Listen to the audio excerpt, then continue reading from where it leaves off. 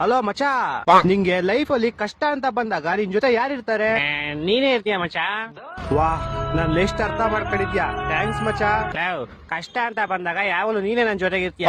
ಯಾಕಂದ್ರೆ ಆ ಕಷ್ಟ ಸ್ಟಾರ್ಟ್ ಆಗದೆ ನಿನ್ನಿಂದಲೇ. ಲೋ, ಹೋದ್ ತಿಂಗಳು ಕಾಲೇಜಲ್ಲಿ ಸೀನಿಯರ್ಸ್ ಎಲ್ಲ ನೀನು ಗುಂಪಾಕೊಂಡಿರ್ಬೇಕಾದ್ರೆ ಬಂದಿದ್ ಯಾರು? ನಾನು. ಲೇ, ನಿನ್ ಹುಡುಗಿ ಮ್ಯಾಟ್ರಿಗೆ ಅವತ್ ನೀನ್ ಕಾಲೇಜಿಗೆ ಬಂದಿರ್ಲಿಲ್ಲ ಅಂತ ನಿನ್ ಜೊತೆ ಯಾವಾಗಲೂ ನಾನೇ ಸುತ್ತಾಡ್ತೀನಿ ಅಂತ ನಿನ್ ಬದಲು ನನ್ನನ್ನ ಹಾಕೊಂಡು ಹೋಗಿದ್ರು.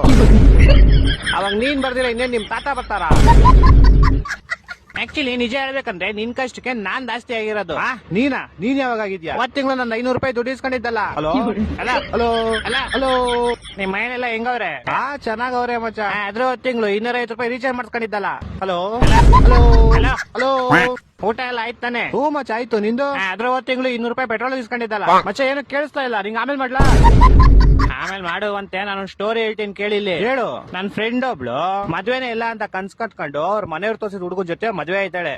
ಆದ್ರೆ ಫಸ್ಟ್ ನೈಟ್ ಅಲ್ಲಿ ಅವಳಿಗೆ ಗೊತ್ತಾಗುತ್ತೆ ಅವ್ರ ಗಂಡ ತುಂಬಾ ಕೆಟ್ಟವನು ಅಂತ.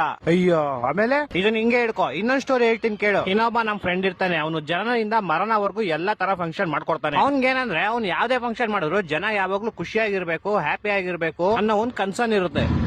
ಇವಾಗ ಹಿಂದೆ ಅವ್ರ ಸ್ಟೋರಿ ಹೇಳಿದ್ನಲ್ಲ, ಅವ್ರ ಮದ್ವೆ ಫಂಕ್ಷನ್ ಇವನೇ ಮಾಡಿಸ್ಕೊಟ್ಟಿರ್ತಾನೆ. ಓಹೋ, ಸ್ಟೋರಿ ಇಂಟ್ರೆಸ್ಟಿಂಗ್ ಆಗಿದೆ. ಆಮೇಲೆ ಮುಂದೆ ಏನಾಗುತ್ತೆ ಅಂತ ಗೊತ್ತಾಗಬೇಕಂದ್ರೆ ಪ್ರತಿದಿನ ರಾತ್ರಿ 8:00 ಸ್ಟಾರ್ ಸುವರ್ಣ ಚಾನಲ್ ಅಲ್ಲಿ ಸ್ನೇಹದ ಕಡಲಲ್ಲಿ ಅಂತ ಸೀರಿಯಲ್ ಬರ್ತಾ ಇದೆ. ಅದನ್ನ ಮಿಸ್ ಮಾಡ್ದಿರಾ ನೋಡು.